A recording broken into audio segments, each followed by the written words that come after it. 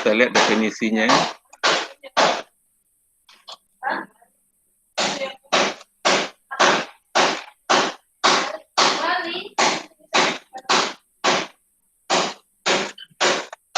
Transmisi data adalah transfer data dari satu titik atau satu poin ke poin lainnya,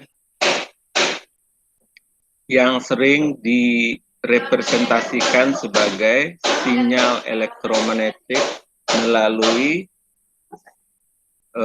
point-to-point fisik atau point-to-multipoint communication channel. Jadi bisa hubungan satu titik ke titik lainnya, bisa juga dari channel komunikasi point-to-multipoint. Kemudian apa yang dimaksud dengan communication channel? Communication channel adalah reverse ya kepada medium yang digunakan, menyampaikan informasi dari sender ke receiver.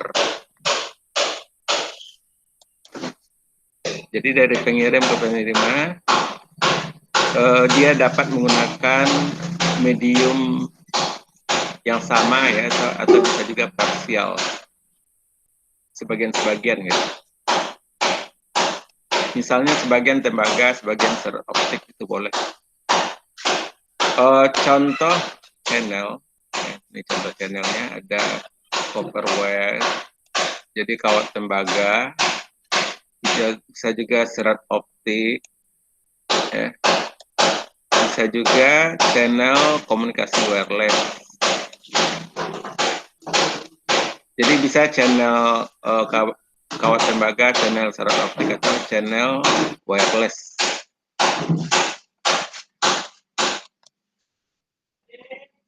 Sekarang kita lihat ragam transmisi ya, ragam transmisi. Ragam transmisi ada transmisi paralel, transmisi serial. Transmisi serial dibagi lagi menjadi asinkronus transmisi, sinkronus transmisi, dan isokronus transmisi. Kita lihat definisinya apa. Ya. Definisi dari ragam transmisi.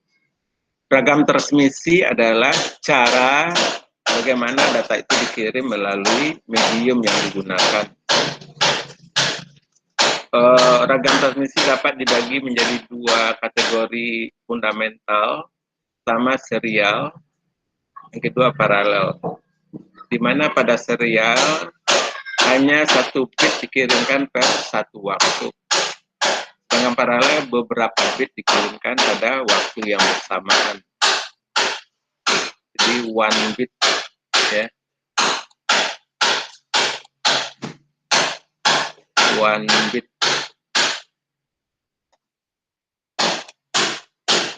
Ini multiple bit.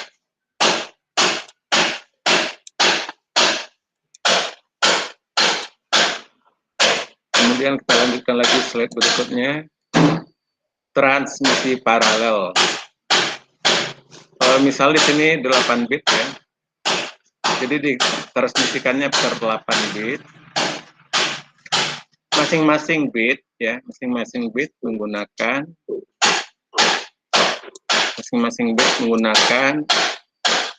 kawat yang terpisah. Maksudnya yang ini di gambar ini bit 0 menggunakan kawat ini, bit 1, ini bit 2. Ini maksud terpisah. Untuk mentransfer data pada parallel link diperlukan suatu kawat yang digunakan sebagai untuk mengirimkan sinyal clock ya, sinyal clock. Itu dari mana? Ya, membawa sinyal clock. Ini akan memberikan atau menginformasikan receiver bila datanya sudah siap. Kemudian berikutnya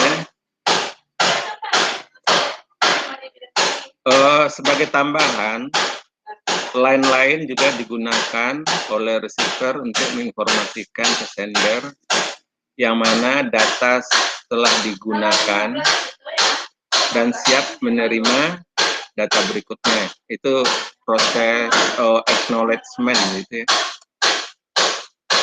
Ini udah disimpan tadi belum sih?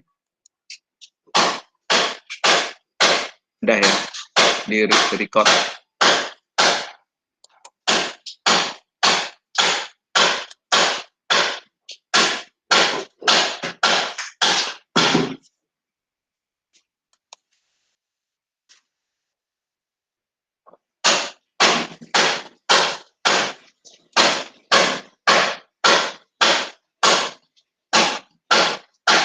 Oh, ini tadi penjelasannya udah ya. Ini penjelasannya bit 0 pakai kawat 0, bit 1 dan seterusnya. Salah satunya digunakan untuk clock ya. Ini sendernya, ini medianya, ini media ini bisa tadi dikatakan bisa kabel tembaga atau wireless. Ini receiver. Kemudian yang ini penggambaran dari transmisi data yang menggunakan clock. Ini line datanya tadi yang berapa bit? 8 bit. Kemudian ada data yang memberikan acknowledgement bahwa data sudah siap atau data telah digunakan atau tidak siap menerima data. Ini data ya. Data akan berubah-ubah tergantung datanya. Untuk parallel transfer. Ini data acknowledge itu yang sini. Data apa? Ini data yang telah digunakan. Ini kalau di prosesor itu seperti Anda mengenal handshaking ya. Handshaking. Handshaking itu kesepakatan antara pengirim dengan penerima. Kemudian kita lihat lagi serial transmission. Pada serial transmission masing-masing bit ya, setiap bit dikirimkan melalui single wire. Jadi cuma satu kawat yang diperlukan. Satu setelah lainnya, jadi bergantian. Biasanya tidak ada sinyal atau line sinyal yang digunakan untuk menyampaikan clock.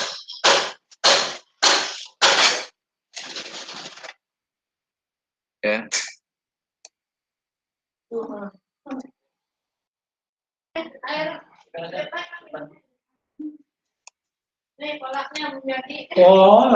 Kemudian ada dua type dari serial transmission yang pada dasarnya melakukan bagaimana clock itu di-embedded kepada serial data. Jadi clocknya pada serial transmisi ini ditanamkan dalam data.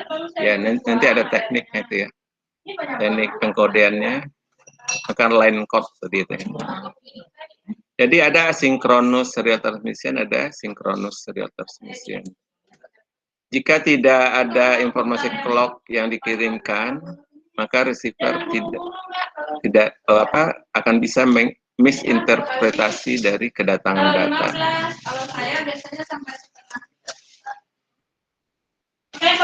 Sehingga karenanya bit bisa hilang ya, atau terlalu rendah sinyalnya. Kemudian kita lihat parallel transmission ya, parallel transmission itu jelaslah lebih cepat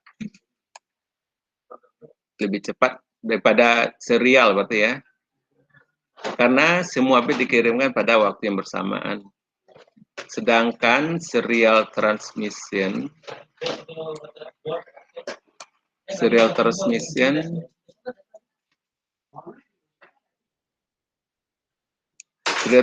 lebih lambat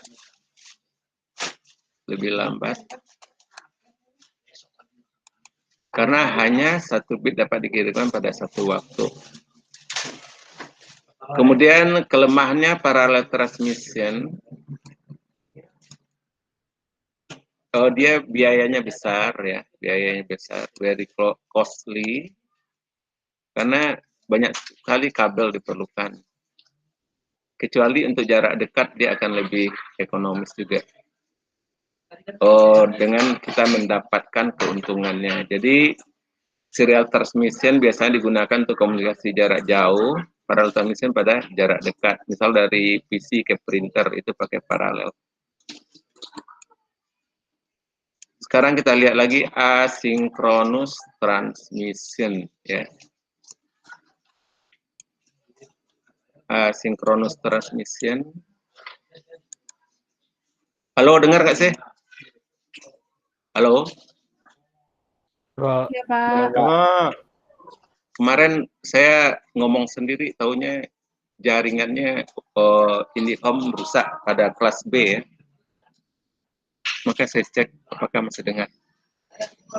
Pada asynchronous transmission, karena no sinyal lain digunakan untuk menyampaikan clock, jadi tidak ada line-nya ya untuk clock. This method group data together into sequence of bit 5 to 8. Jadi 5 sampai 8. Then prefix dilengkapi dengan start bit dan diakhiri dengan stop bit. Metode ini banyak digunakan pada PC atau komunikasi serial terminal yang sederhana. Jadi ini maksudnya gambaran tadi, penjelasannya. Jadi data dimulai dengan start bit, ya. Jadi ketika receiver minus start bit, dia mulai mengambil itu karakter apa gitu. Ini karakternya bisa 8 bit atau 5 bit tadi kesepakatan. Kemudian diakhiri dengan stop bit. Jadi ketika receiver menerima stop bit, berarti dia udah tahu bahwa satu karakter telah diterima. Ya, itu penjelasannya dari gambar ini.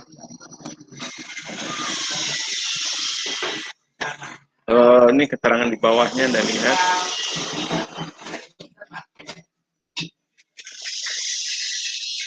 Receiver mencoba untuk mensampel sinyal pada tengah dari bit. Jadi sampelnya setiap tengah bit ya, bukan di pinggir.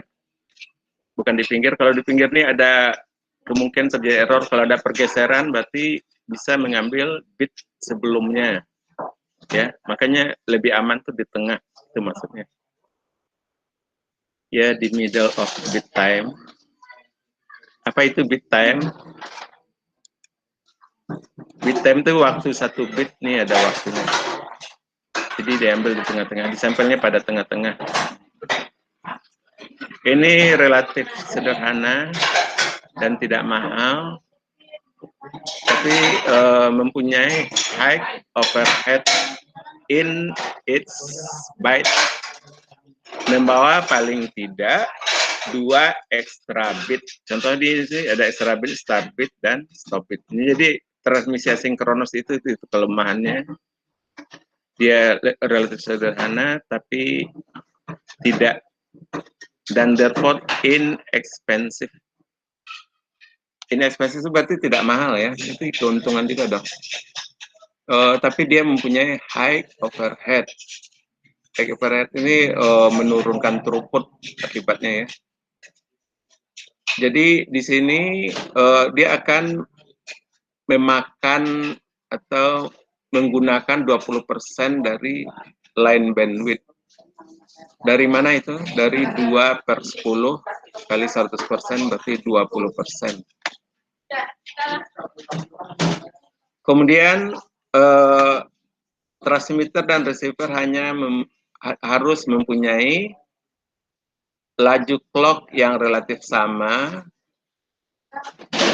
A little arithmetic akan memperlihatkan bahwa untuk 10 bit sequence, last bit akan diinterpretasi secara benar jika sender dan receiver clock berbeda hanya 5%. Jangan gede-gede perbedaannya. Kan ini disebutkan approximately ya. Kira-kira ya. Sama. Enggak, persis sama itu kan sulit. Jadi diharapkan jangan lebih perbedaan itu 5%. Ini penggambaran lagi untuk Anda lebih memahami lagi. Ini sender receiver. Ini stop bit. Stop bit yang ini start bit. Kenapa ini start bit ini? Karena kirim sini kan dimulai dari start bit. Ini LSB dari data dan seterusnya. Ini yang karakter berikutnya ini start bit. Ini LSB-nya. Ini MSB dari karakter. Ini stop bit. Kemudian antar karakter itu ada gap antara unit data.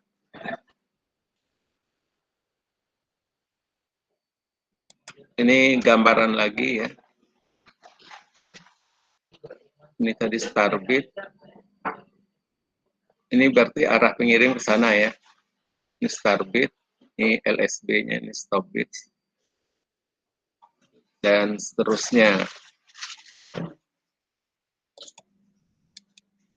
Kenapa saya tampilkan dua ya? Ada buku yang menjelaskan arah ke sini, yang ini menjelaskan arah ke sana.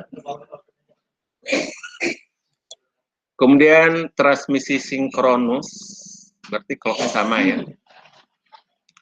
Pada mouse PS2 and keyboard ya mengimplementasikan sinkronus bidirectional serial protokol. Jadi dia menggunakan protokol serial sinkronus dua arah. Itu kok gelas ibu diisi minyak. Bus adalah idle. Jadi bus itu kosong ketika kedua lainnya adalah high. Jadi ketika tidak ada apa-apa dia dalam kondisi high karena menggunakan di teknik digital itu yang disebut dengan open collector. Kalau Anda belajar di analog ada istilah open collector, berarti kolektornya itu kolektor dari transistor ya, tidak terhubung gitu, terbuka.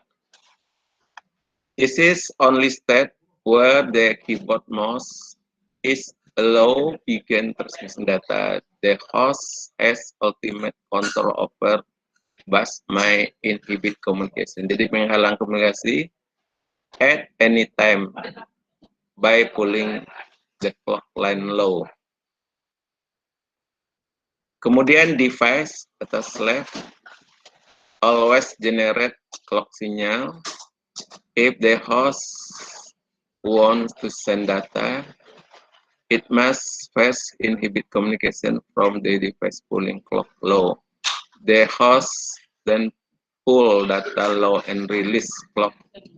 Jadi merilis clock, menghilangkan clock.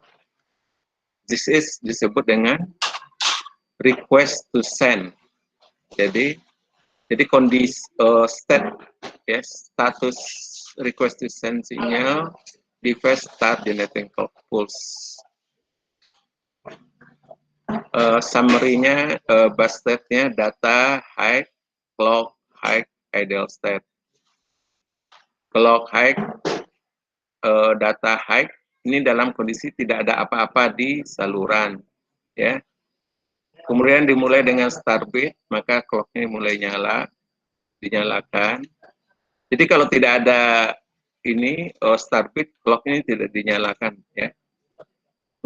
Dimulai dengan data A0, A1, A2 dan kemudian ada parity bit untuk cek error, kemudian stop bit ya.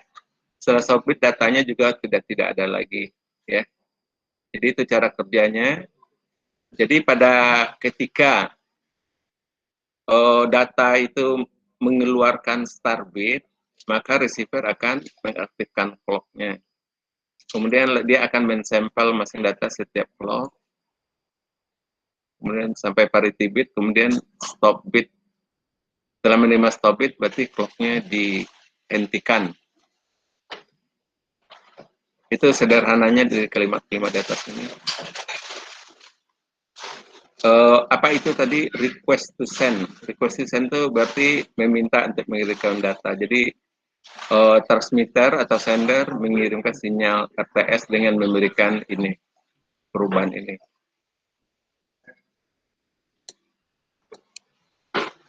Synchronous transmission ini dikirimkan per frame. Frame itu kumpulan dari karakter.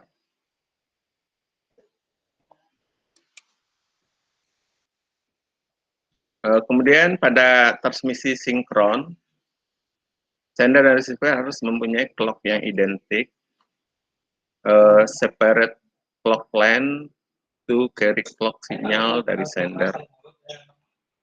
Jadi ada juga yang melengkapinya dengan menggunakan clock line ya. Kemudian safe clocking juga bisa digunakan pada skema transmission dengan menggunakan teknik B-phase encoding seperti coding contoh Manchester. Kemudian block sync spesial preamble dan post temple bit pattern digunakan untuk menunjukkan start and. Jadi pada synchronous transmission ini ada 3 macam. Pertama separate clock line, jadi ada clock khusus, ada safe clocking, ada block synchronous.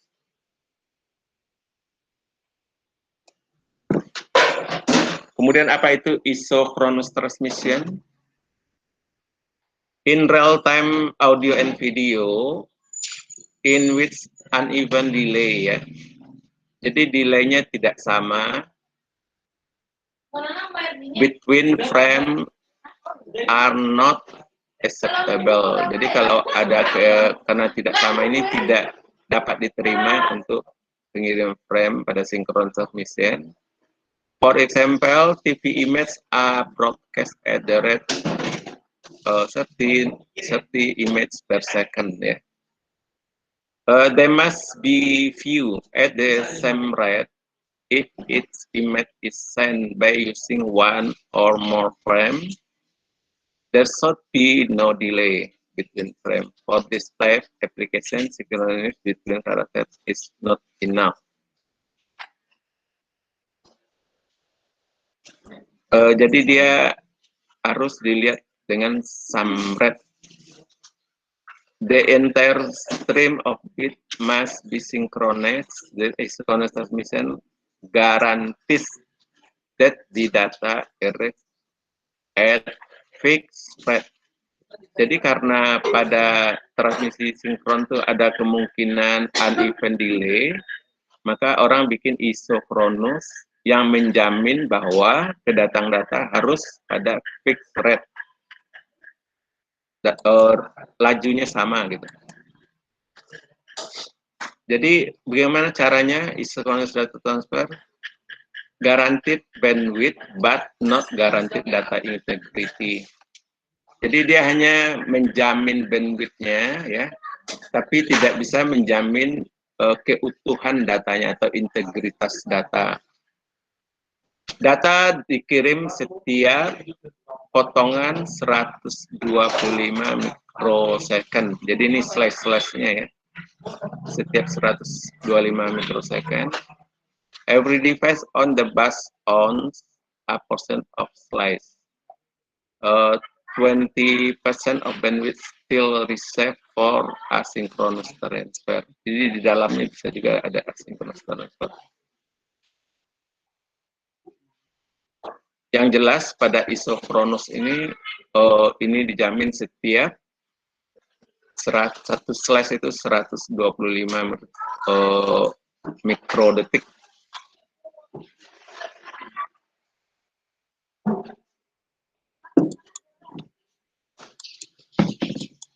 Kemudian kita lanjutkan lagi dengan flow data flow. Udah juga kemarin sebenarnya.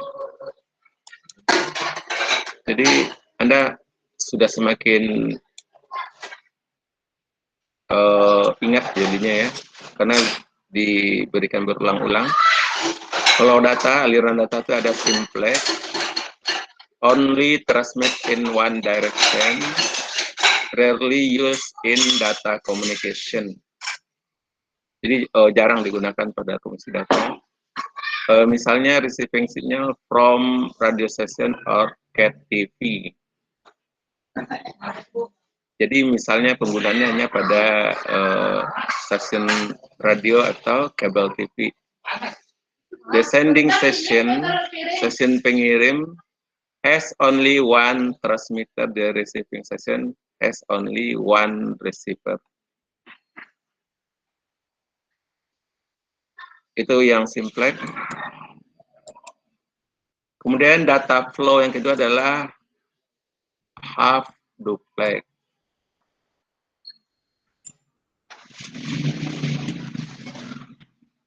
Half duplex.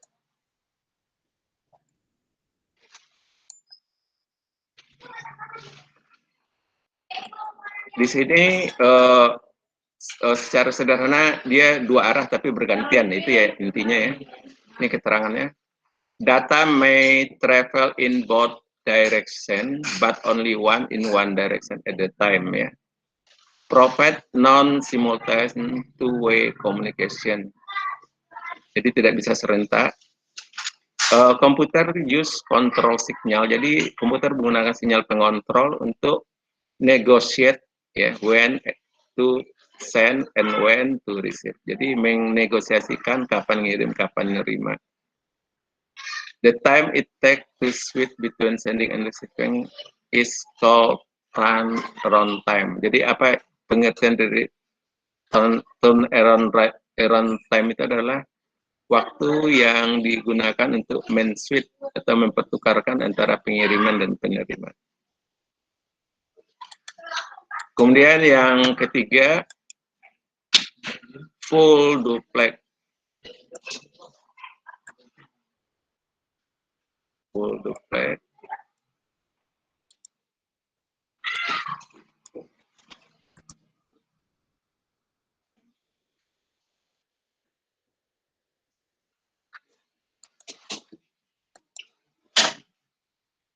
Dia menggunakan transmission secara sentral dua arah, faster than half duplex communication. Jadi lebih cepat dari komunikasi half duplex because no turnaround time. Jadi dia tidak menggunakan waktu untuk switchingnya ya, turnaround time.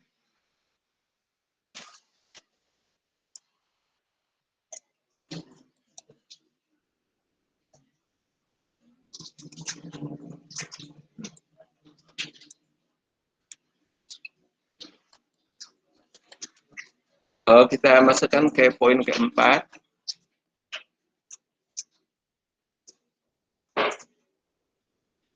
Pada lapar nggak? Mau makan dulu? Halo? Ada dengar nggak nih? Halo. Halo, Pak. Lapar nggak? Lapar sih. Saya juga lapar masalahnya. Makan dulu kita ya. Makan masing-masing tapi ya. Ayo makan aja, Pak. 15 menit ya. Iya. Oh ya, oke, Pak. Sekarang kan jam 10 pas ya. Yuk, makan dulu. Iya, Pak. Anda boleh nanti join lagi atau boleh tetap ya. Oke.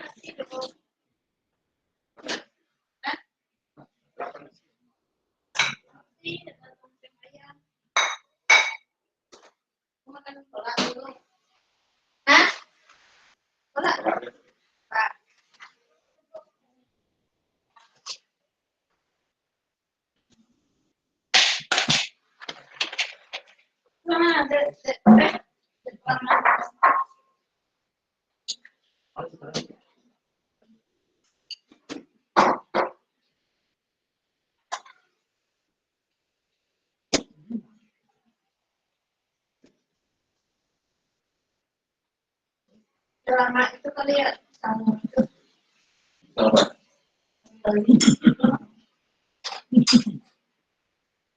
Sendoknya ada sendok. Oh, jangan digantung, Pak. Iya, Pak. Itu kalau yang itu jangan digantung. Taruhnya di bawah. Ya. Itu tangannya di bawah, Pak. Ada sendok.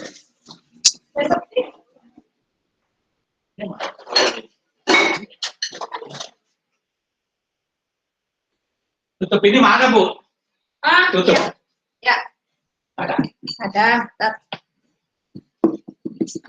Bagusan pisang kita di kota. Itu bisa apa? Beli. Itu bukan keplok ya?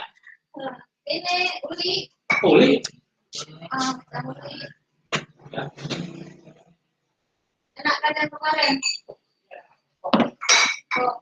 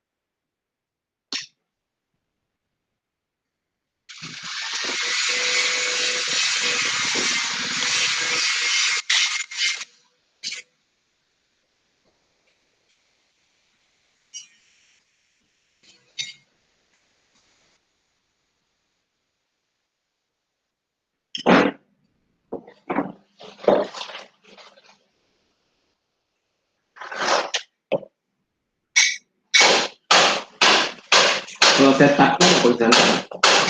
Apa? Yang Jawa. Cetak.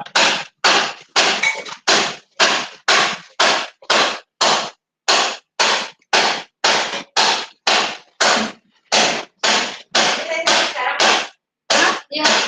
Sekarang. Kita apaan sih? Sama ini cetak. Terus? Nggak pakai santan. Pakai kulit manis.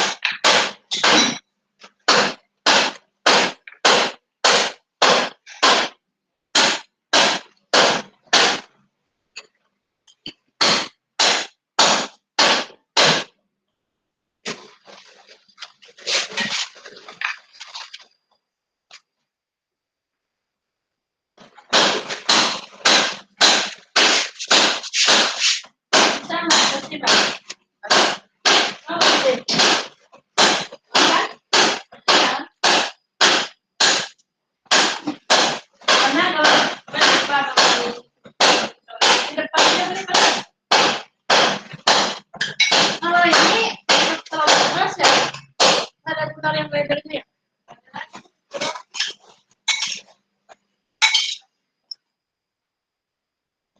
Ini. Ya.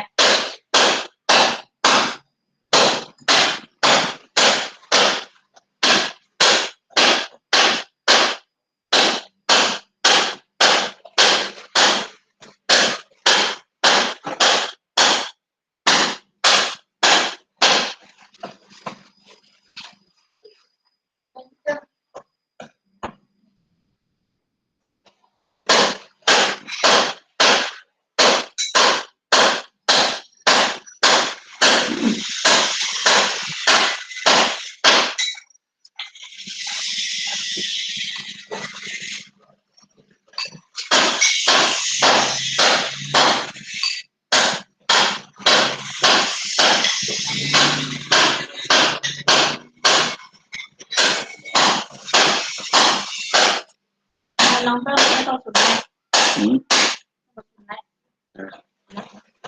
Enak. Sampai Jumat aja.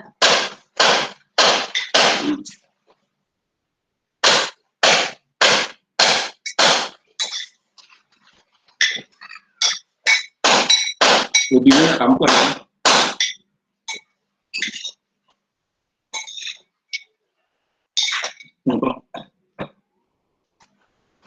Ini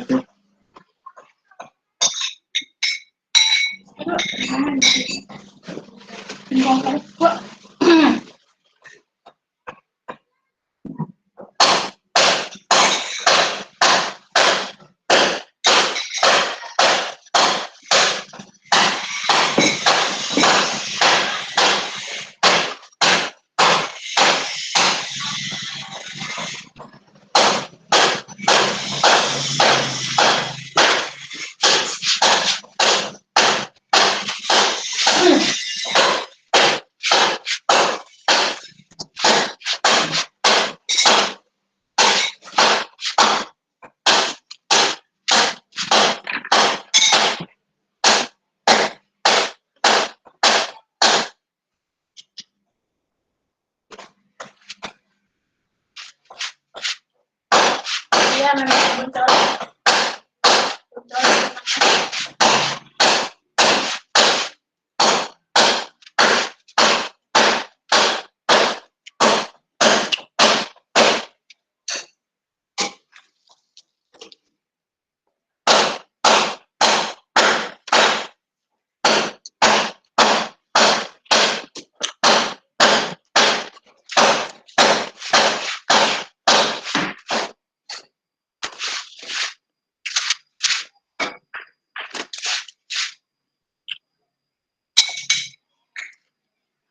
Udah pada makan? Halo? Udah, Pak. Halo? Ya, Pak. Kita lanjutkan lagi ya, data encoding.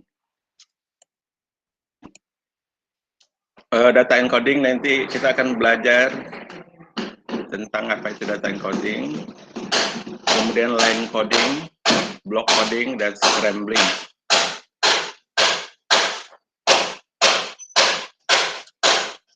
Kelihatan ya?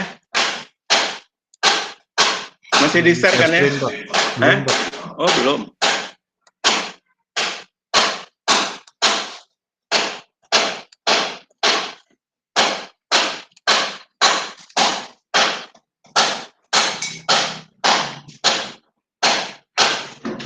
Udah?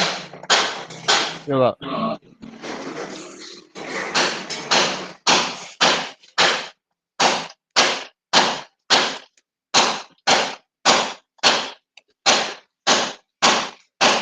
Data encoding ini maksud bagaimana data itu dikodekan ya. Pertama kita lihat coding. Ini jelaskan sini how we can represent digital data by using digital signal. Jadi itu maksudnya bagaimana kita menyajikan data digital. Data digital itu apa? yang kode-kode biner dulu yang kita pelajari di digital 10101 gitu. Bagaimana kita mengkodekannya menjadi sinyal digital. Ada 3 bentuk ya teknik untuk mengkonversinya dari data digital menjadi sinyal digital. Pertama line coding, block coding, dan scrambling. Line coding ini kekhususan line coding selalu dibutuhkan atau diperlukan. Sedangkan block coding dan scrambling hanya option aja ya. Boleh Anda gunakan, boleh tidak, tergantung kebutuhan. Ini definisi-definisinya saya ambil di mana nih? Ini di mana nih? Di Wikipedia apa di mana nih? Di Google ya yang pasti ya. Kita lihat apa itu line coding. Jadi setelah saya ini pelajari ya benar begini ya. Intel Communication Line Code atau disebut juga dengan Digital Baseband Modulation. Apa itu Digital Baseband Modulation? Dia modulasi dasar digital, jadi dia tidak berbentuk sinyal analog hasil perubahan apa namanya data ke sinyal tersebut, tidak ada analognya. Atau juga disebut dengan Digital Baseband Transmission Method. Is a code chosen for use within communication system for baseband transmission purpose.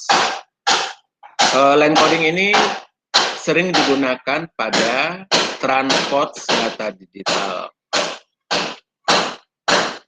Binary 1 and 0, such as in PCM signaling, seperti keluaran dari PCM. Udah belajar PCM belum? Halo?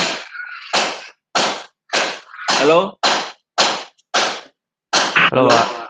Udah belajar PCM? Full Scott Modulation di Sistel udah belajar kan ya? Udah, Pak. Udah ya, berarti udah tahu ya. Jadi keluaran di PCM itu adalah 1010 kan kodenya ya.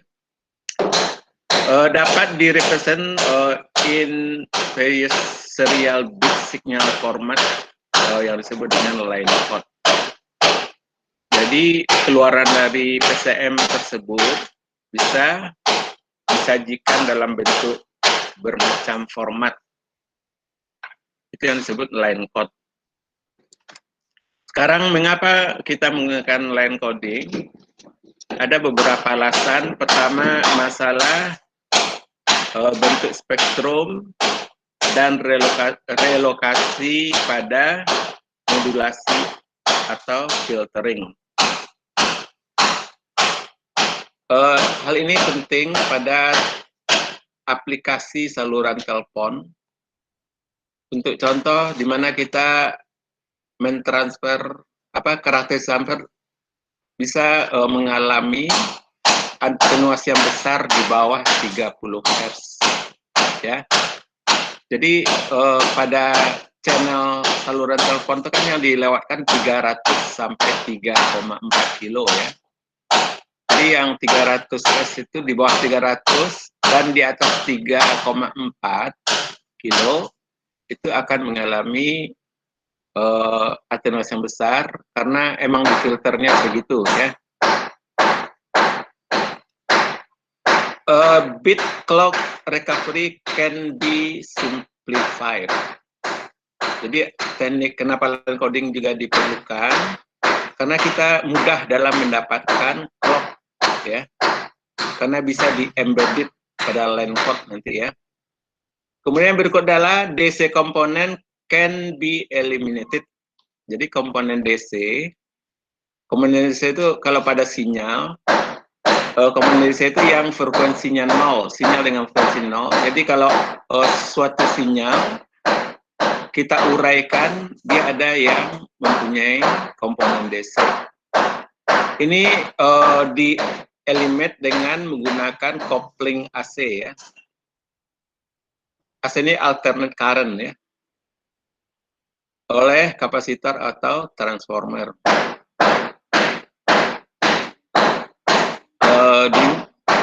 Can control baseline wonder. Jadi baseline wonder ini titik batas untuk menetapkan logic 1, logic 0. Ya, ada titik thresholdnya ini. Kemudian alasan kenapa orang bikin line coding lagi adalah bisa dia mempunyai kemampuan untuk mendeteksi error. Ya, ini penjelasannya karena masing-masing line code itu ada aturan-aturannya tersendiri. Kalau tidak sesuai aturan, ketika diterima receiver, maka receiver akan tahu bahwa terjadi error. Kemudian dalam penggunaan bandwidth, possibility of transmitting higher rate. Ya, jadi rate-nya lebih tinggi daripada skema lain melalui bandwidth yang sama. Jadi bisa lebih tinggi ininya kalau menggunakan line code, walaupun bandwidth-nya sama.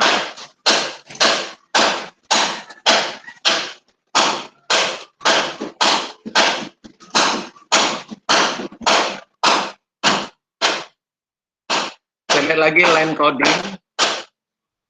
Pada line coding, converting string 1 and 0 atau disebut dengan digital data pada urutan sinyal, ya.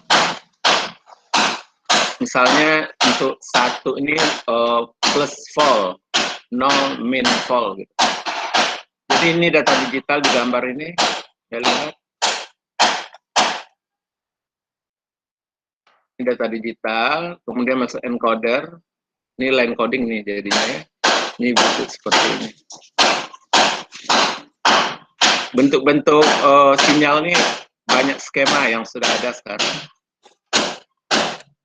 Kemudian berikutnya lagi, yang populer pada line code, ada beberapa yang populer. Pertama adalah NRZ. Ini singkatan dari non-return to zero, ya. Ada yang pakai L, ya, NRZL. L itu adalah level, jadi diberdasarkan level. Ada juga NRZI, inverse itu berdasarkan fasa. Kemudian yang populer lagi adalah bipolar RZ, yang disebut dengan RZ AMI. AMI itu adalah alternate nih, singkatannya alternate Mach inversion. Bipolar NRZ. M itu Mach ya. Kan ini ada Mach. Mach itu berarti logic 1. Jadi logic 1 dibolak-balik itu maksudnya alternate. Nanti akan jelas di contohnya. Dua kategori yang umum dari line coding. Ada dua kategori besar ya. Return to zero dan non-return to zero. Kembali ke nol dan tidak kembali ke nol.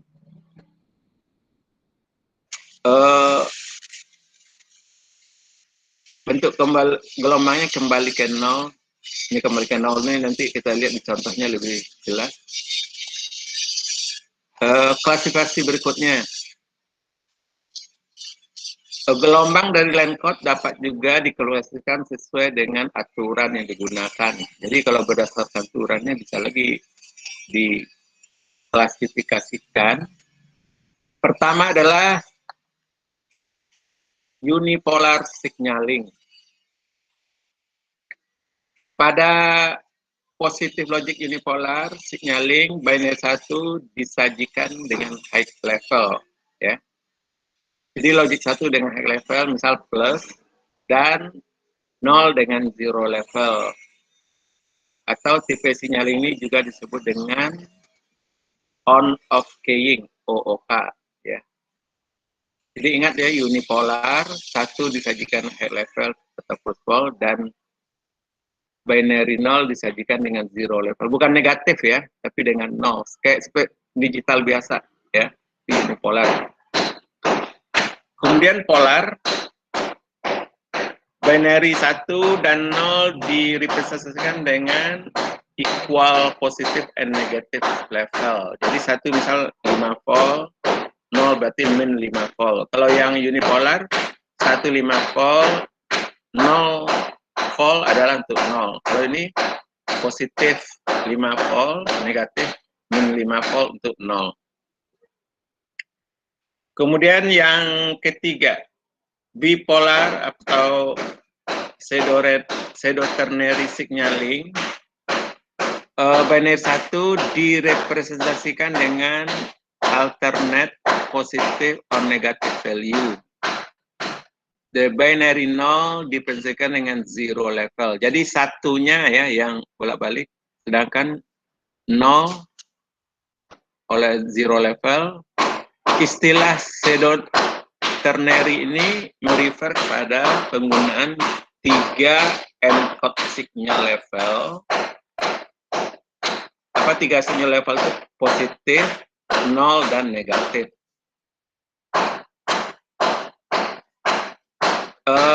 Ini juga disebut dengan alternate Mach inverter. Jadi ini contoh bipolar signalingnya adalah AMI. Manchester signaling, ini kayak klub sepak bola ya. Setiap biner 1 direpresentasikan oleh positif half beat periodic pulse, followed by negative half beat periodic pulse. Jadi makanya ini bipes ya, bipes. Jadi logic 1 itu setengah bitnya cuman diwakili dengan 1 dan setengahnya lagi dengan 0. Tips signaling ini juga disebut dengan split phase encoding atau ada juga menyebut deep phase encoding.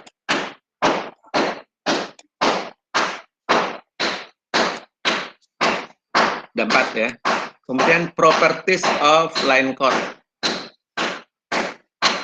Masing-masing line code mempunyai keuntungan dan disadvantage dan kerugian.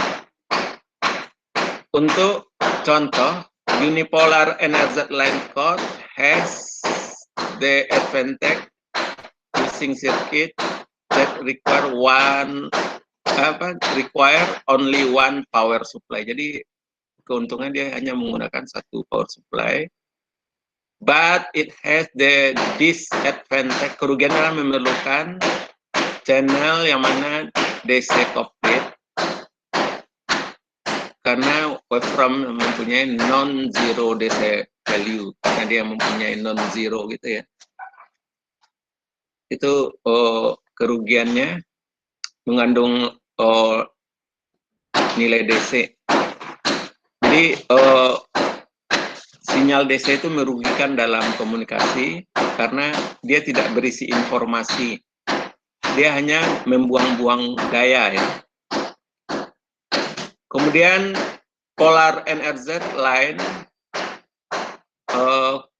code doesn't require DC couplet channel, provided that the data toggle between binary 1 and 0 often and the equal number 1 and 0 are sent. However, circuitry that produce the polar NRZ signal require negative voltage power supply as well as positive voltage power supply.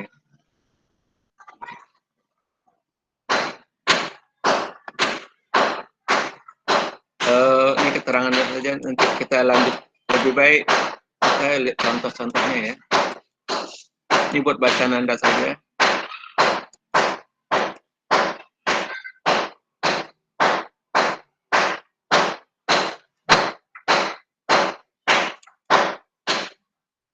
Nanti ada gambarnya, kalau nggak ada gambar kan nggak menarik ya. Pertimbangan untuk pemilihan good signal element atau line encoding. Pertama, pertimbang baseline pondering. Receiver will evaluate the average power of the receiver signal, yang disebut dengan baseline, and use that to determine the value of incoming data element. If the incoming signal doesn't vary ya, bervariasi ya, melalui waktu yang lama. The baseline will drift, jadi baseline akan bergeser, maka menyebabkan error pada deteksi incoming data elemen.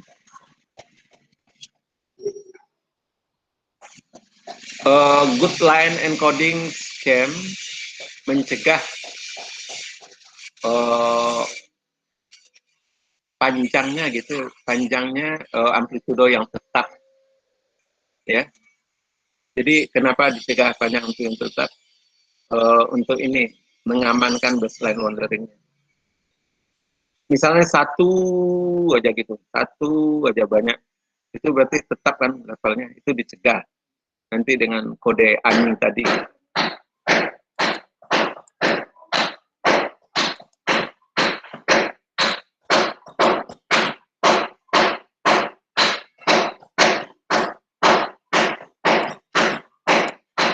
Sekarang DC komponen.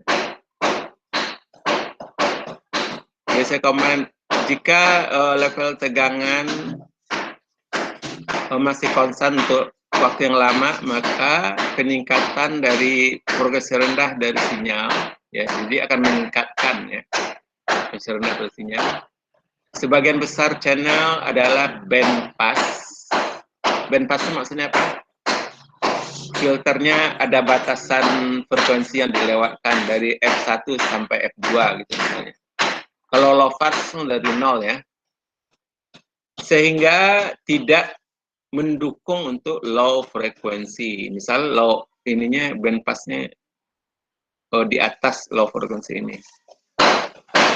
Ini akan memerlukan removal of the DC component of transmitted signal.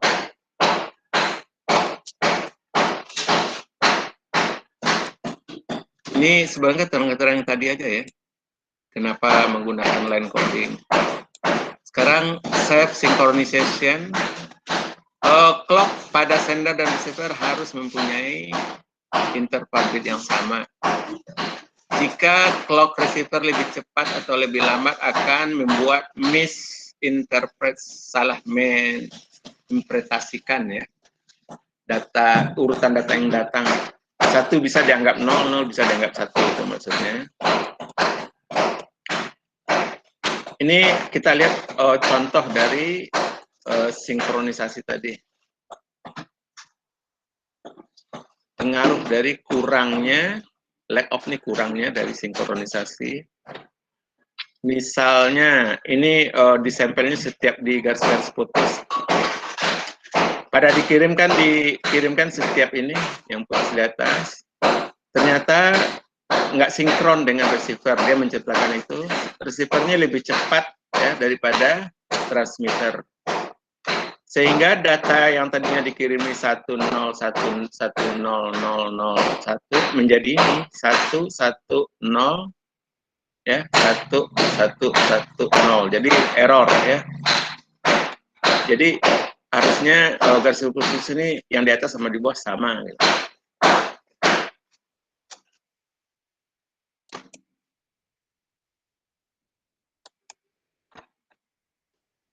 Kemudian error detection ini menjelaskan tadi juga ya.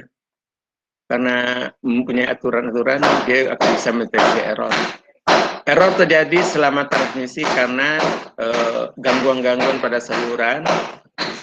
Beberapa code dikonstruksi bila error terjadi, ia dapat terdeteksi. Untuk contoh, transisi sinyal tertentu bukanlah bagian dari code. Ketika terjadi, maka receiver akan mengetahui bahwa simbol error terjadi. Jadi kalau melanggar aturan itu intinya, maka akan terdeteksi error.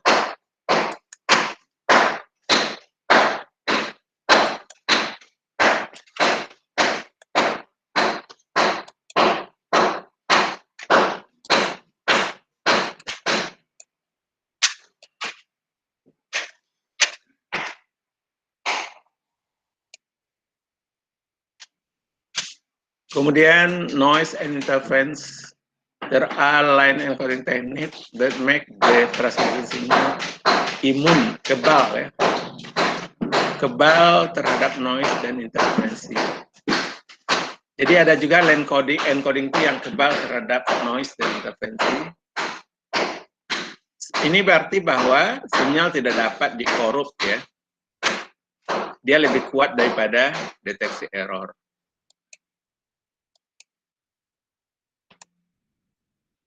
Kemudian kompleksitas, the more robust and resilient the code, the more complex it is to implement, and price is often paid in both rate or require bandwidth. Jadi kalau lebih robust, lebih kokoh dan resilient the code, maka lebih kompleks untuk mengimplementasinya, dan harga juga ada hubungannya ya.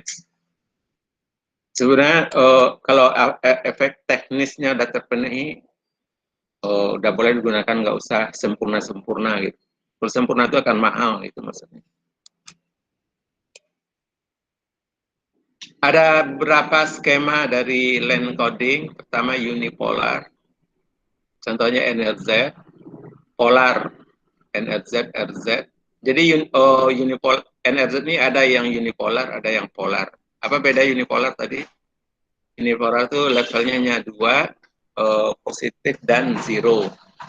Kalau polar berarti ada positif, ada negatif. Kalau bipolar nih untuk logik satunya bisa ada positif, ada bisa negatif. Kemudian multi level, multi transition. Kita lihat yang unipolar.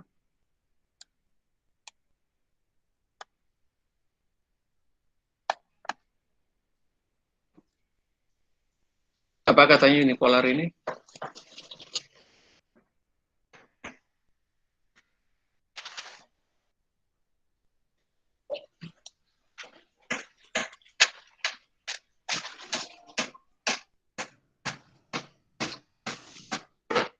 Semua level sinyal ada pada satu sisi dari sumbu waktu.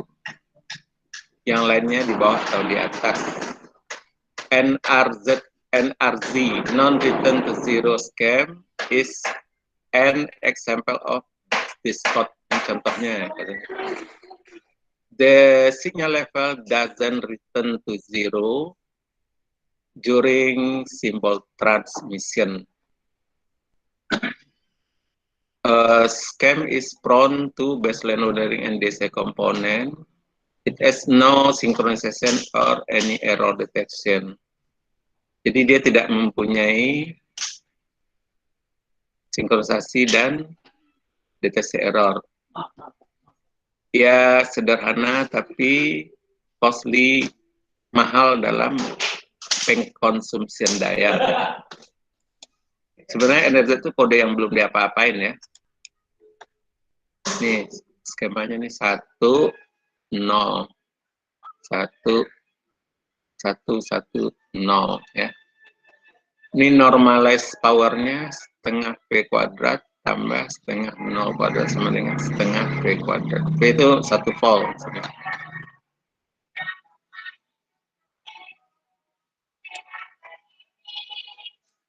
Sekarang kita lihat polar NRZ. Ini unipolar kan?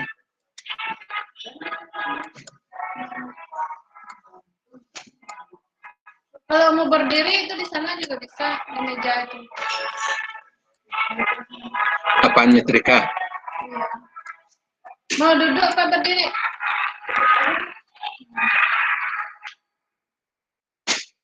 Ada polar NRZ, voltage on both side.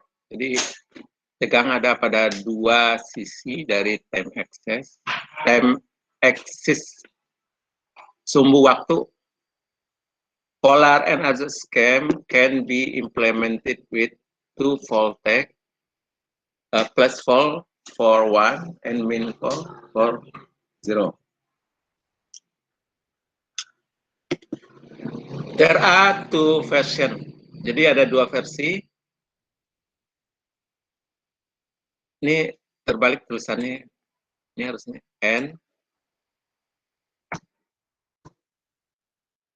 NRZ level.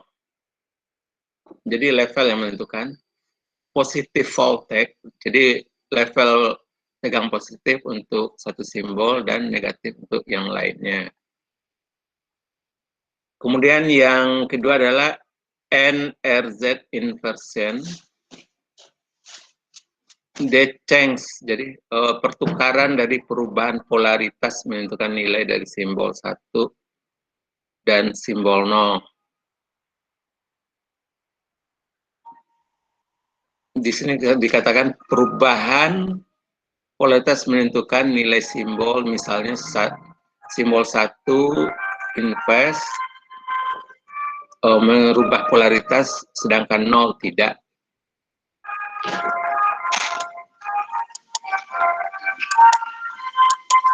Ini contohnya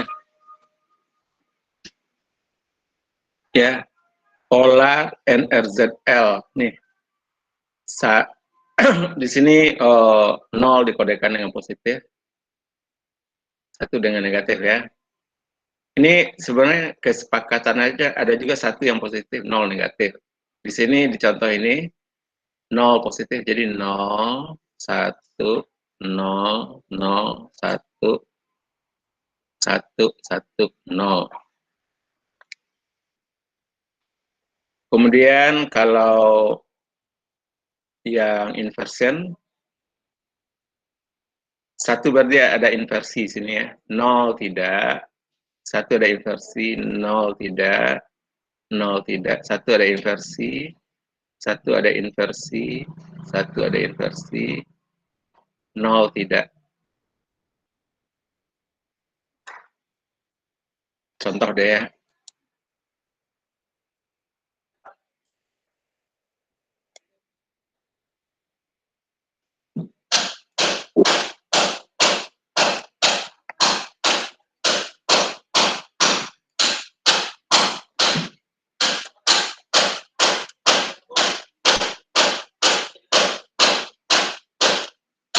Misalnya, kita punya data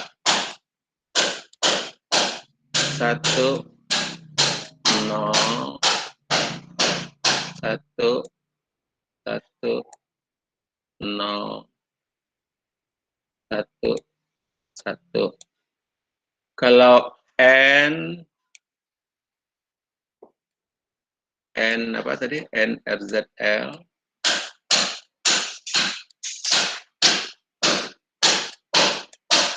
Maka bentuk sinyal line code-nya apa? 1 kan negatif tadi ya, negatif. Ini dilihat ini. 0 positif ya, 1 negatif. Ya, 1 negatif. Kita balik lagi tadi. 1 negatif, 0 positif, 0, 1. Ini 1 bit time ya. 1, 0 lagi, 1, 1. Ini batasnya, batas bitnya. Kalau yang itu apa tadi aturannya? Yang NRZI, 1 ada transisi ya. 1 ada transisi. Berarti ini berarti kondisi idle misal di atas, maka 1 bawah. 1, 0 tidak ada transisi, terus.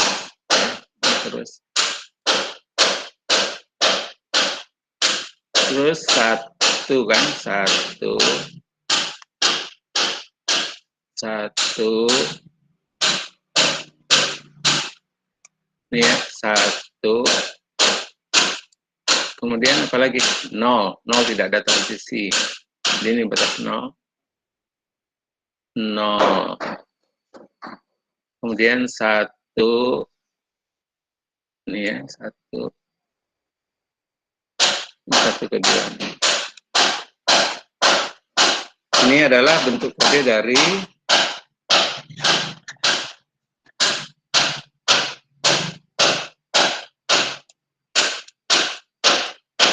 N R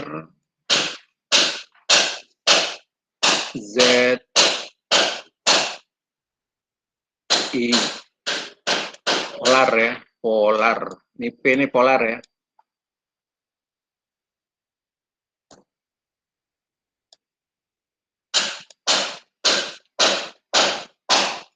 Kalau yang unipolar ya ini apa namanya? Tidak negatif tapi nol di titik nol. Kalau ini kan kalau polar kan di sini. Ada positif negatif. Ada pertanyaan? Pak, saya mau bertanya, Pak. Ya. Berarti NRZI ini kalau misalkan dia tetap saat dia tetap nol, berarti dia nggak berubah ya, Pak, dari kondisi Iya, awal ya, Pak? Nggak berubah. Berarti itu yang 1-1 dia ntar turun lagi dong, Pak? Yang mana? Kan ini kan 1, 0, 1, 1, 0, 1, 1 ya, Pak? Kamu yang nanya yang mana nih? Yang NRZI, I. Pak. Ya, NRZI. Berarti nanti yang paling terakhir turun lagi dong dia, Pak? Satu kan apa tadi? Satu ada perubahan apa enggak tadi? Satu kan ada perubahan. Ada perubahan. Oh iya, berarti ini salah ya? Iya, Pak, turun berarti ya. Ini salah ya? Ini harus ke bawah ya? Iya, Pak. Ya. Oke, Pak. Ada lagi pertanyaan? Kalau ini ada dua jawaban ya sebenarnya. Yang kedua ini ada jawaban kedua. Kita asumsikan ketika idle adalah berapa? 0 ya. Jadi bisa juga dia gini. Ini 1, ini 0 kan? 1, 1 ya? 1, habis 1 berapa? 0. Habis 0? 1. Satu lagi, naik lagi berarti. Ada dua kemungkinan ya jawabannya ya.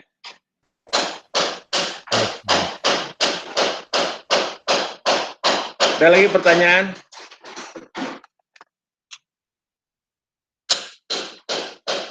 Kalau nggak ada kita lanjutkan lagi. Jadi Anda bisa membedakan antara level dengan inversion. Polar dan unipolar bisa dibedakan. Kemudian apa relationship-nya? Apa relationship-nya antara data rate dan signal rate? Data rate itu berarti bit per detik, sedangkan signal rate adalah baud sinyal per detik. Itu ya, perbedaan kalau satuannya gitu. Kalau data rate adalah BPS, sedangkan sinyal rate adalah baud. Baud artinya berapa sinyal per detik. Ini udah jelaskan di sini ya. Data rate define the number of bits sent per second atau disingkat dengan BPS. It is often referred to the bit rate. Ya, jadi bit rate itu signal rate atau nama lainnya modulation rate atau baud rate is the number of signal element. Berapa elemen sinyalnya yang dikirim per detik. Satu adalah baud. Tujuannya adalah untuk meningkatkan data rate sementara mengurangi baud rate. Jadi artinya kita harapkan satu sinyal bisa membawa lebih dari 1 bit. Itu mas tujuan dari orang membuat line code. Ya. Jadi satu sinyal itu bisa membawa 3 bit, 4 bit atau banyak bit. Sebenarnya ini seperti ini loh, kalau di jalan raya tuh bisnya besar gitu, bisnya berkapasitas besar berarti baud rate ya. Satu bis bisa membawa banyak orang. Kalau banyak orang itu disebut dengan bit rate, sedangkan berapa bis itu disebut dengan baud rate. Tapi di ujian yang itu jawabannya itu menganalogikan aja. Data rate and baud rate Both our signal rate can be expressed as C kali N kali 1 per R. Satuannya baud, di mana N adalah data rate, C adalah case vector, worst, jadi yang terburuknya dan terbaik dan rata-rata. Terburuk, terbaik, dan rata-rata. R adalah rasio between data elemen dan sinyal elemen. Jadi R adalah perbandingan antara banyak elemen data dan banyaknya sinyal, elemen sinyal.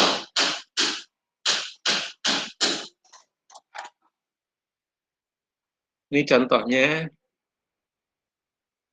Kalau ini satu sinyal membawa satu data. Kalau ini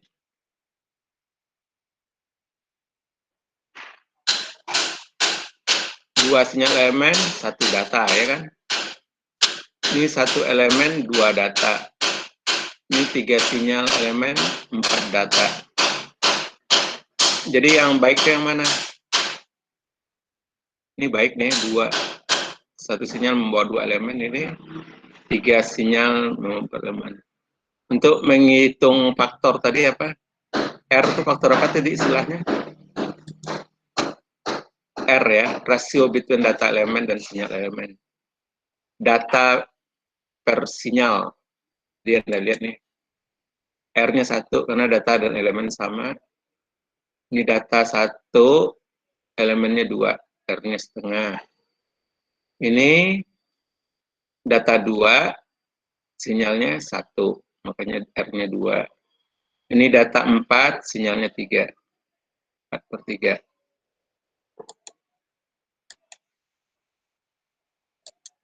Untuk contoh, maksimum data rate of channel is N max sama dengan 2 kali B kali log 2L. Ini kalau Anda belajar di sistem disebut nih formula Nyquist, ya. Formula Nyquist.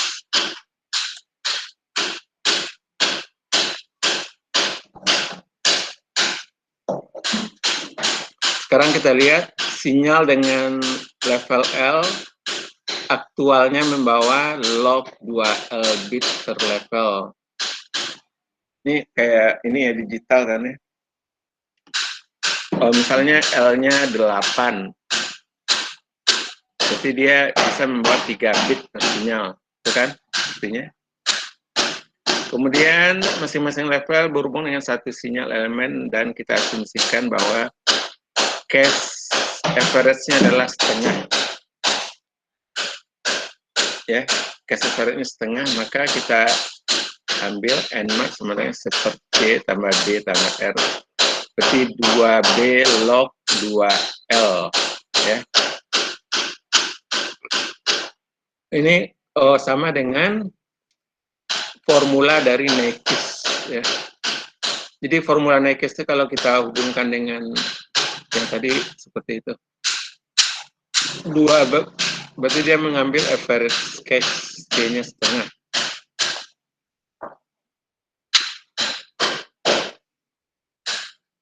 Apalagi kalau formula Nyquist, satu lagi formula apa? Nggak ada di sini.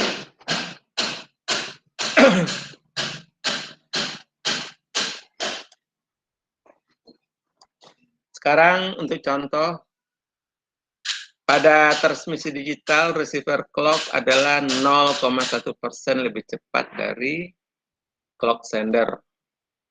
Berapa extra bit per detik ya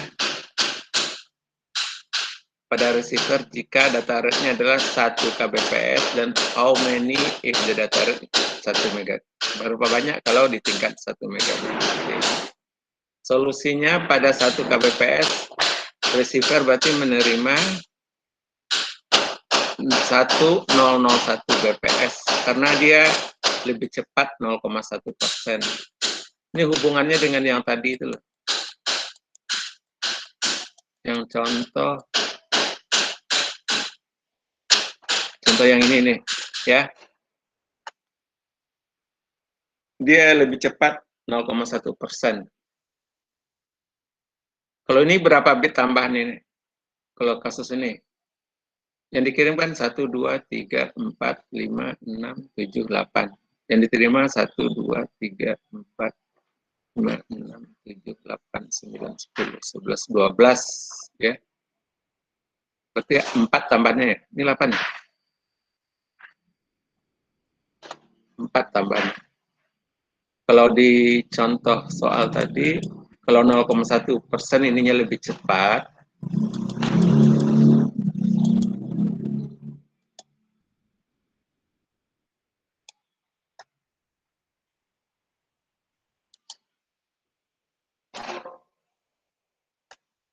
dia akan mendapatkan 1 extra bit. Kalau ditingkatkan lagi 1 megabit per detik, maka dia mendapatkan bit tambahan 1000.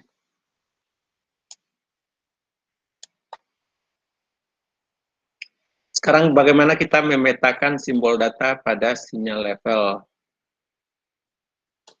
Simbol data atau elemen can consist of number of data bit. 1, 0, OR, dan seterusnya. Kalau 2 bit berarti 11, 10, 01. Yang belum ada berapa nih? 00. Data symbol can be coded into single signal element or multiple signal element. Misal 1 plus pol, 0 min pol. Atau 1 plus pol dan min pol. Jadi 1 itu bisa endpoint ya. 1 itu bisa plus pol dan min pol, 0 min pol dan plus pol.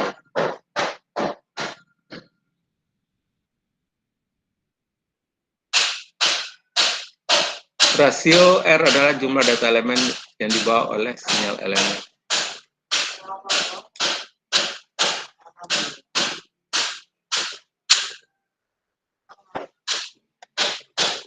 Contoh 41, sinyal membawa data yang mana satu data elemen dienkodekan jadi satu sinyal elemen. Jadi R-nya sama dengan 1 karena perbandingan sama. Jika bit rate-nya adalah 100 kbps, berapa nilai rata-rata dari baud rate jika C antara 0 dan 1? Jadi kita asumsikan bahwa nilai rata-ratanya adalah setengah, maka baud rate-nya adalah S sama dengan, ini rumusnya kan, C kali N per square R. C-nya tadi dibilang setengah, ini apa namanya, bit rate-nya 100 kbps, rasionya 1, ya, super rasio, karena satu sinyal kan, satu data satu sinyal, maka baud rate-nya adalah 50 kbps. 50 baud.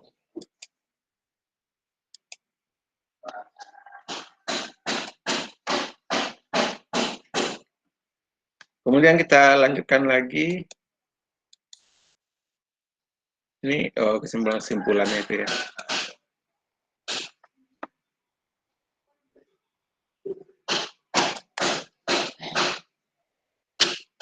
Ini kamu contoh-contoh soalnya. Sekarang saya lanjutkan ke RZ. Tadi non-return, sekarang return to zero. Apa itu return to zero? Return to zero menggunakan 3 voltage, value, positif, 0, dan negatif. It symbol has, kita sampai jam berapa belajarnya? 11.55, Pak. 11.55. 11.55.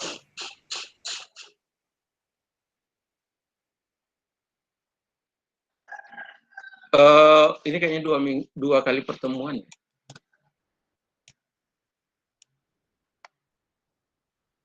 Sekarang saya kasih tugas aja deh ya. Ini sudah saya bikin tadi. Kamu punya paket tracer nggak? Cisco paket tracer punya? Enggak, Pak. Di ini ya, di download bisa kok. Saya tadi saya download. Jadi Anda buat seperti ini. Ini tidak install seperti ini. Ini karena hubnya mempunyai 6 port, ya. Hub ini punya 6 port.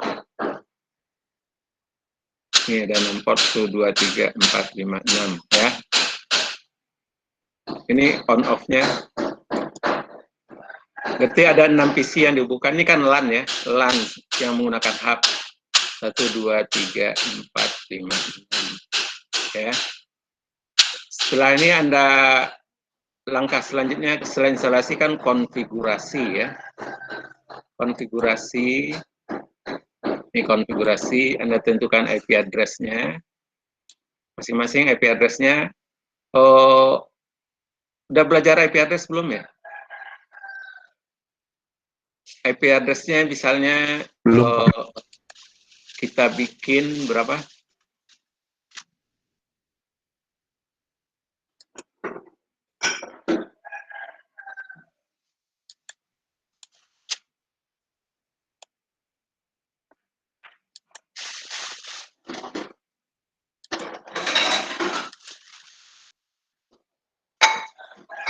Ini Anda kasih aja nih IP address-nya, mungkin 192 berapa ya? Atau saya kasih aja. Yang penting yang di belakangnya aja yang dirubah-rubah, ya. Misalnya ini 192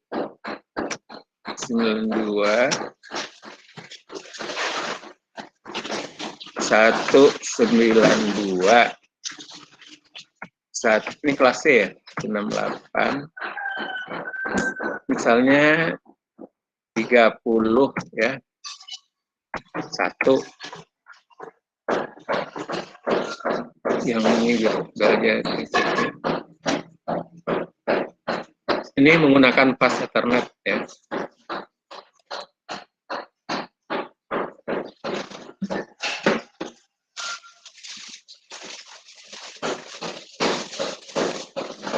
Berapa? 192 berapa tadi? 168 berapa tadi? Apa lagi saya?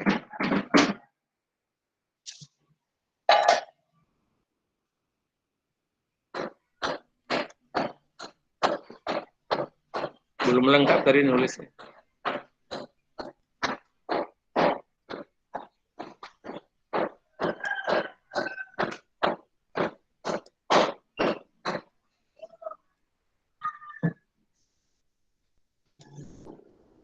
Gini aja. Oh ini ada ya. Ini harusnya 1. Gateway-nya nggak usah diisi sebenarnya. 192, 168, berapa lagi? 30, 1. Dah. Untuk laptop atau desktop yang lainnya, yang belakang ini aja Anda urutkan. Ada 1, 2, 3, 4, 5, 6. Kan ada 6 ya. 1 udah diisi, yang lainnya harus itu juga. Itu aturannya begitu.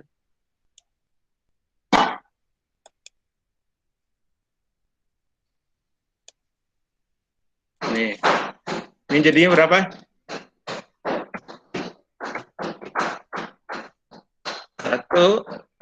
168 32 ya. Ya ini berarti itu juga.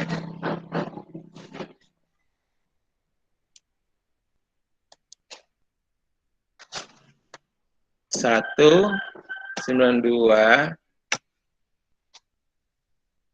168 33. Ini otomatis diisi sama dia masnya karena nih kelas C ya. Bisa kan ya? Saya bikin new.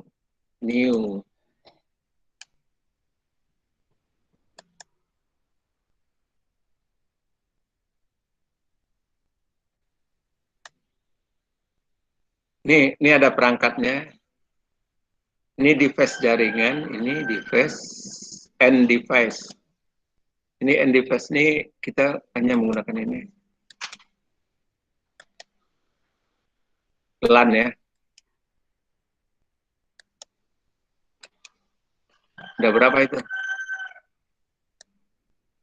Bebas saja ini 6.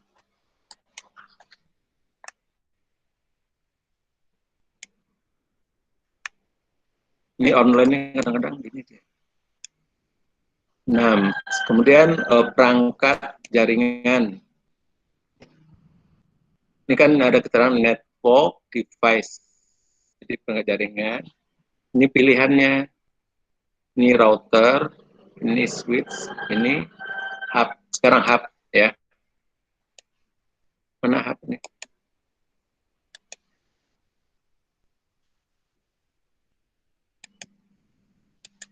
Hub ya. Ini ada berapa nih? Ada 6 kan? Ini Anda sambungin. Ini otomatis nih. Ke pendamil ini Anda harus sudah kenal ya dengan perangkat. Kalau ini sistem yang menentukan jenisnya apa. Dihubungkan ke hub.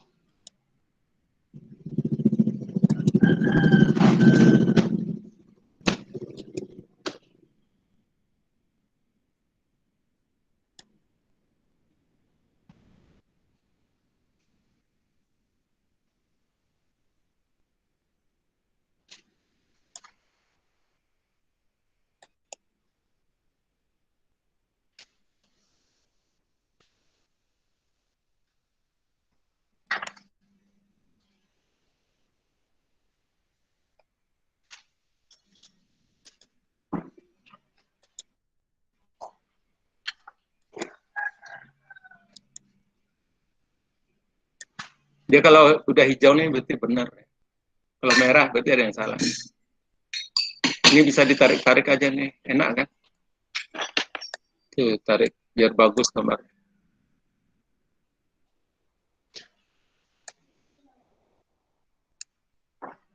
Nah, ini namanya instalasi ya. Setelah instalasi, apalagi yang dilakukan adalah konfigurasi. Jadi masing-masing Anda config. Ini config nih. Ini config namanya. Bisa juga melalui desktop ini config-nya. Ini Anda tentukan IP konfigurasinya.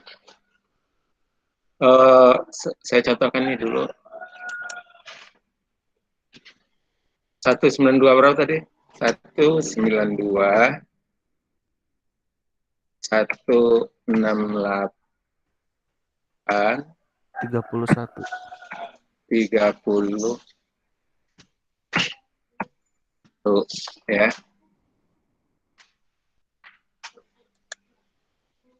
Ini berapa kita bikin? 192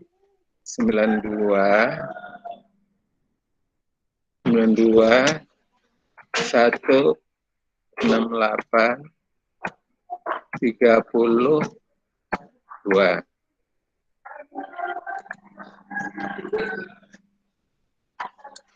Ini tadi udah ya.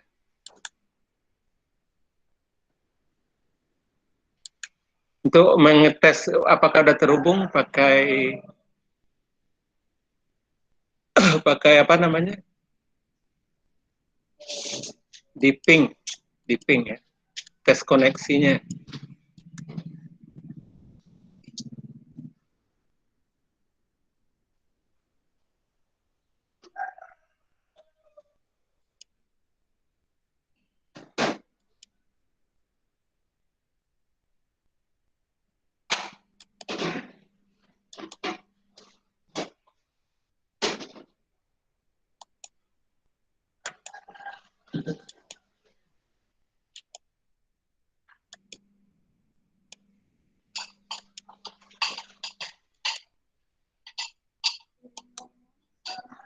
Harus diselesaikan dulu ya. Ini Anda isi juga.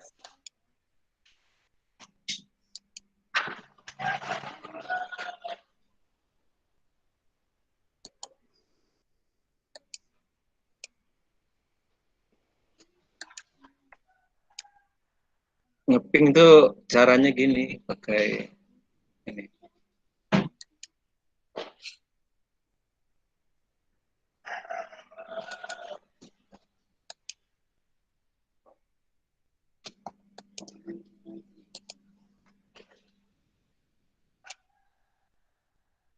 Command prompt ini ping gitu. Ping 192 168 berapa lagi 30. Tuh. Nanti ada replay berarti tersambung, kalau enggak berarti belum tersambung, karena ini belum tersambung karena belum dikisi IP address-nya. Diisi dulu IP address, konfigurasi dulu semua ya. Nih maka request time out nggak bisa, karena yang ini belum kita kasih 192 168 titik berkoma tadi 30.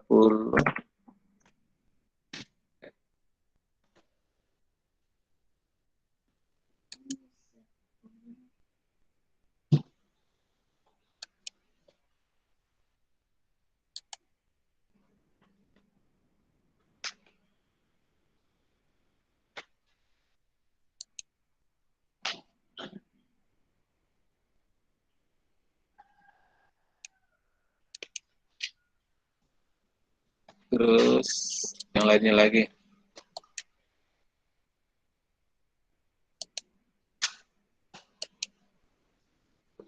Di situ ya.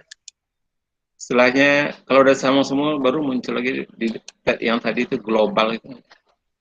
Kalau udah selesai di apa konfigurasi,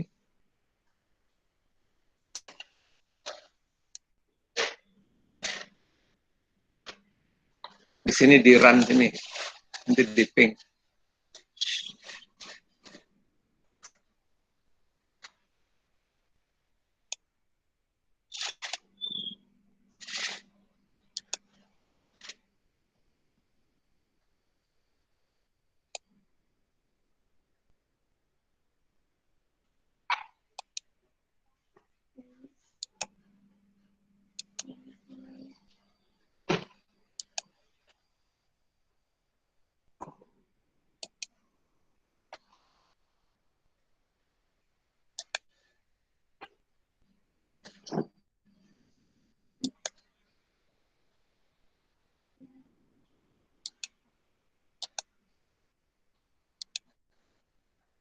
Ini bisa juga di sini ada pingnya 19 berapa nih?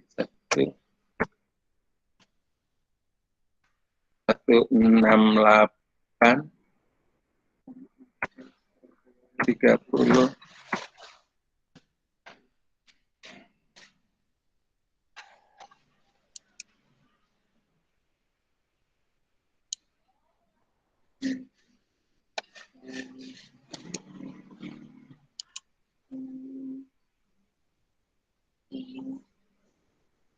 Satu.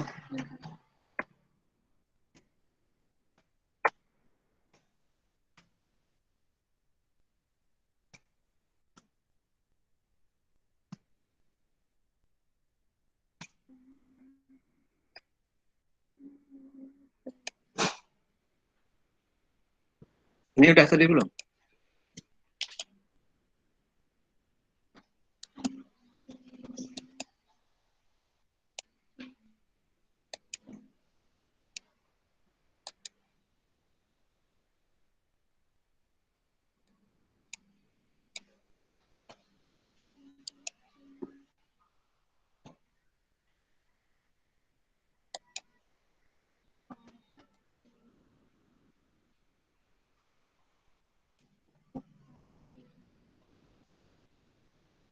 Ini misalnya saya ping.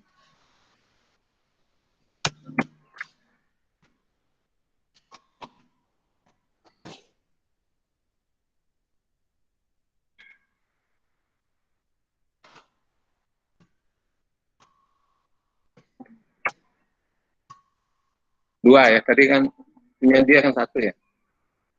Yang di sebelahnya. Itu di replay kan. Ini udah tersambung.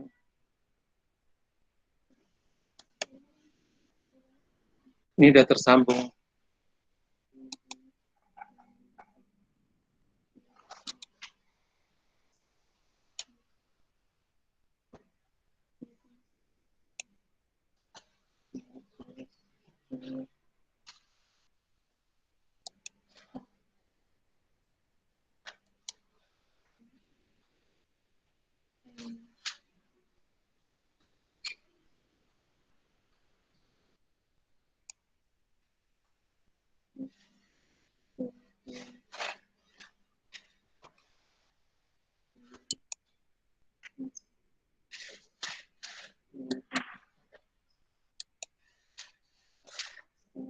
Online sih ini agak lambat respon. Halo, bisa ya? Sampai terhubungan sampai replay ya dibikin ya. Halo, masih ada nggak sih? Masih, Bapak. Masih ada. Hadir, Pak. Bisa ya di ini di install ininya pakai tracer ya. Insya Allah.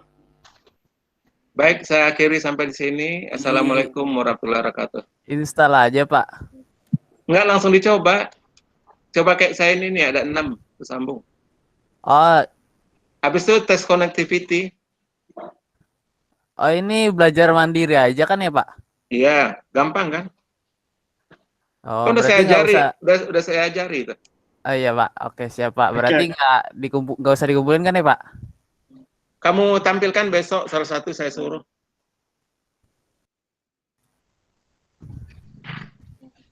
Langsung aja bisa kan? Besok misalnya saya suruh coba si apa namanya? Siapa nih? Bukan besok, hari minggu depan. Misalnya Raffi Adin, silakan Anda presentasikan yang dikerjakan kemarin. Bisa kan? Iya, Pak. Tapi kan belum buat, Pak. Kan minggu depan. Gimana sih? Minggu depan kan udah buat kan? Ya, Pak. Muhammad Irfan ada nggak? Ada, Pak.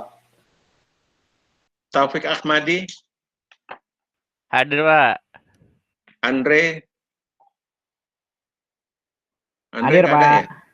Hadir, Pak. Wah, lupa malah. Muhammad apa nih? Muhammad F. Apa? Hadirin, Fajar, Pak. Hadirin. Muhammad hadir. Hadir. Menambah jumlah orang bisa tampilnya apa ya? Saya ini dulu deh.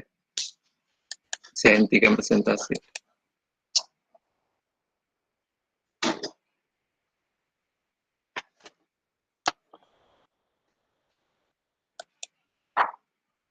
Di mana kita ngatur jumlah orang itu? Layout. Choose layout, Pak.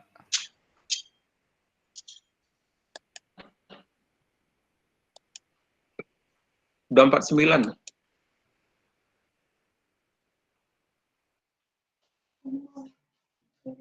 Tadi sampai siapa? Saya absen sampai. So pindah-pindah terus ya. Muhammad Irfa, Ada, Pak. Muhammad F, Hadir F, Pak. Andre William. Hadir, Pak. Maaf, Pak. Hadir. Nyalain dong ininya, videonya biar saya tahu orangnya. Saya ada di sini, Pak. Kemudian Taufik, Hadir, Pak. mana orang Taufik?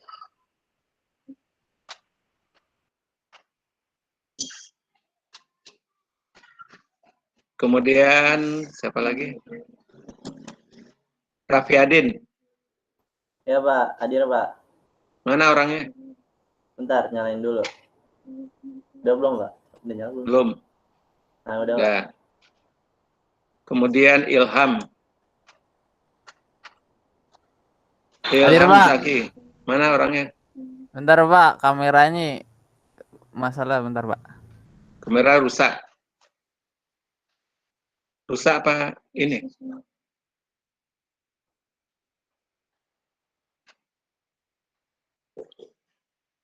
Dah, Hanum.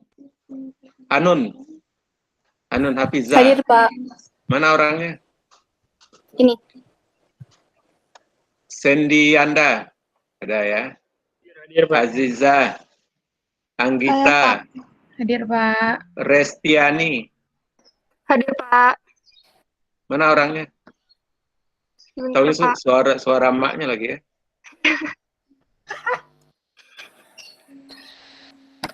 Normalia. Hadir, Pak. Mana orangnya? Ageng. Ada Erian. Fatia. Ada, Pak. Rofik. Kemudian Yauris. Ada Pak. Terus nggak ada lagi yang lain? Ada berapa orang coba datang? Kok Hadir, Pak. adanya 2-3? Ada cuman 18. 5 orang lagi mana?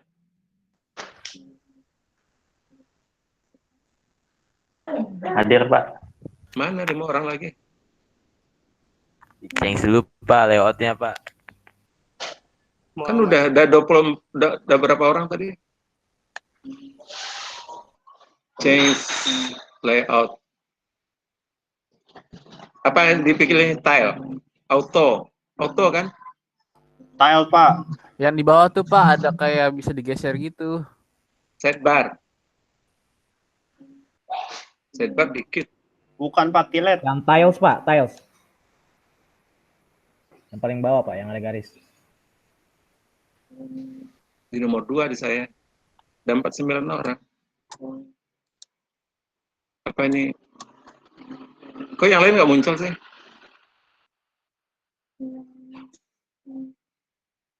Satu. Ada ini cuman 17 orang. 7 orang lagi kemana? Maksimum partisipannya digedein Pak. Maksimum udah 49 kan?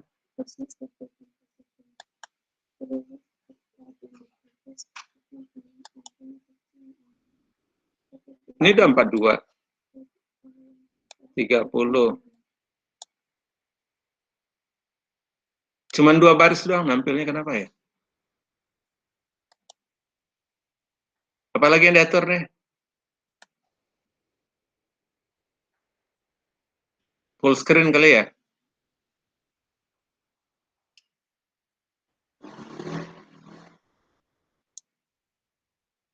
Nah, ini udah 3. Oke, full screen.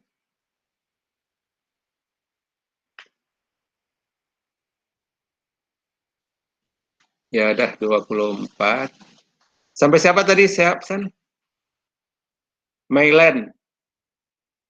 Paras. Isma. Hadir, Erian, Pak. Audrey, Ahmad, Rizkiana. Hadir, Udah lengkap ya? Baik, saya akhiri sampai sini. Atau ada pertanyaan? Nggak ada? Nggak ada, Pak. Aman Pak. Aman-aman. Pak. Assalamualaikum warahmatullahi wabarakatuh. Waalaikumsalam. Warahmatullahi wabarakatuh. Terima kasih Pak. Terima kasih, Pak. Terima kasih Bapak. Attendance-nya udah diisi kan? Udah. Udah, Pak. Rivaldi, kenapa kamu ngakak? Pak, iya Pak. Keponakan saya lucu, Pak. Enggak, Pak. Menyanyi? Keponakan saya lucu. Maaf, Pak. Oh, punya ponakan. Mailen, apanya yang lucu? Kamu ngakak juga.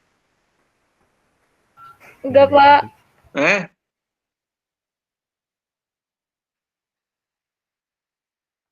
Baik ya. Saya akhiri. Assalamualaikum warahmatullahi wabarakatuh. Waalaikumsalam.